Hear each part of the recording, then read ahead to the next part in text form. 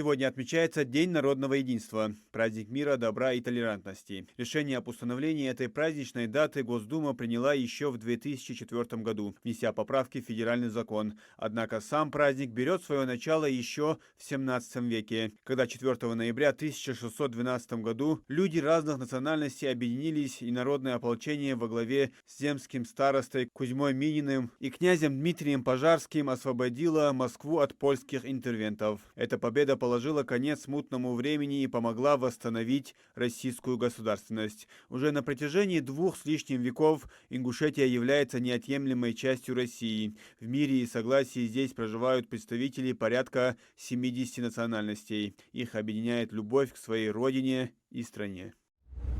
С Днем народного единства поздравил жителей республики глава Ингушетии Махмуд Али Калиматов. Он отметил, что один из самых значимых государственных праздников напоминает: сила России в ее народе, в умении быть вместе, помогать друг другу и сохранять верность своим традициям и истории. Цитата.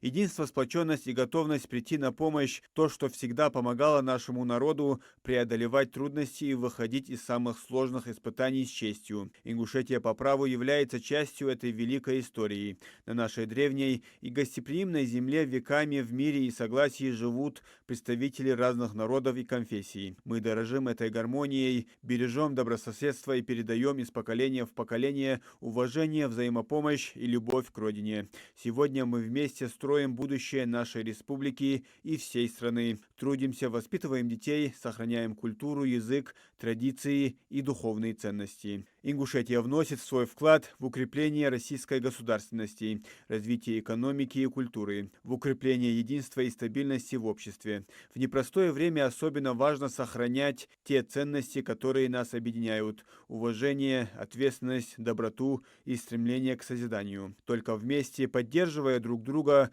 мы сможем укрепить мир и согласие в нашем доме, обеспечить уверенное будущее для детей и внуков. От всей души желаю каждому из вас крепкого здоровья, счастья, семейного тепла и благополучия. Пусть в наших домах царят мир и взаимопонимание, а единство народа России и Ингушетии будет прочным залогом новых свершений и побед.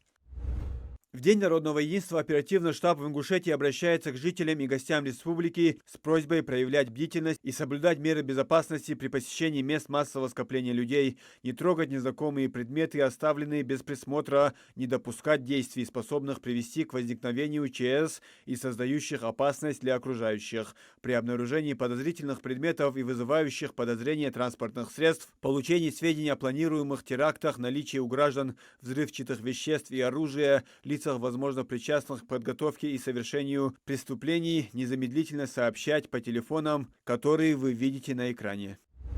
Махмуд Али Калиматов накануне провел встречу с представителями Совета старейшин, в ходе которой обсудили участие этой общественной организации в реализации государственной политики на местах. Основной темой обсуждения стала интеграция Совета старейшин в работу органов власти.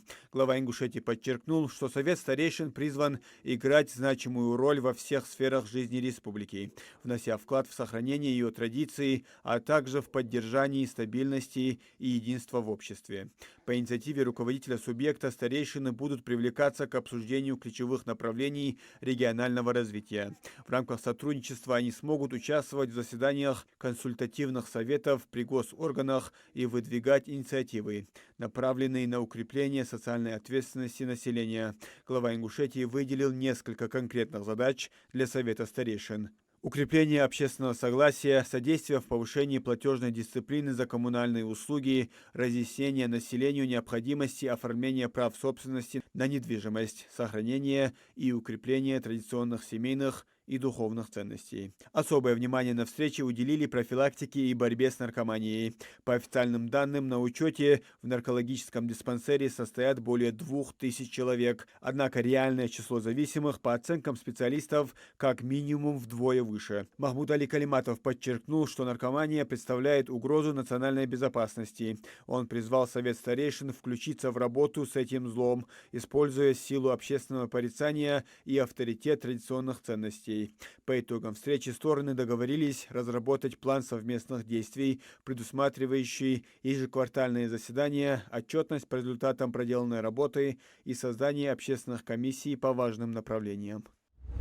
4 ноября 2007 года указом президента России Алихану Калиматову за героизм, мужество и отвагу, проявленные в условиях, сопряженных с риском для жизни, а также за большой вклад в дело обеспечения безопасности страны, было присвоено звание Героя Российской Федерации посмертно. 7 сентября 2007 года его автомобиль был обстрелян неизвестными в районе селения Газиюрт. При проведении следственных действий в его теле обнаружили 15 пуль, а в автомашине насчитали более 130 пулевых отверстий, выпущенных из стрелкового оружия разного калибра. Напомним, в Самаре на бульваре имени Героя России Алихана Калиматова также установлен памятный знак в его честь. На главном корпусе Самарского госуниверситета, в котором учился Герой России, установлена в честь него мемориальная доска. В микрорайоне Круглые Ключи открыт бульвар имени Калиматова и установлен памятный знак. Мемориальные доски открыты в школе Сунжи, которую окончил Алихан Калиматов, а также в Москве, в Управлении по защите конституционного строя и борьбе с терроризмом ФСБ России, где прошли последние годы его службы. Он прожил недолгую жизнь, 39 лет, но оставил яркий след в истории своего народа. Со следующего года абитуриенты, заключающие договоры целевого набора, будут поступать по новым правилам. Места для них предусмотрят, исходя из потребностей работодателей, форм обучения и образовательных программ. Такой проект приказа представила Минобрнауки для общественного обсуждения. Планируется, что информация о квотах появится на сайтах вузов до 20 января 2026 года.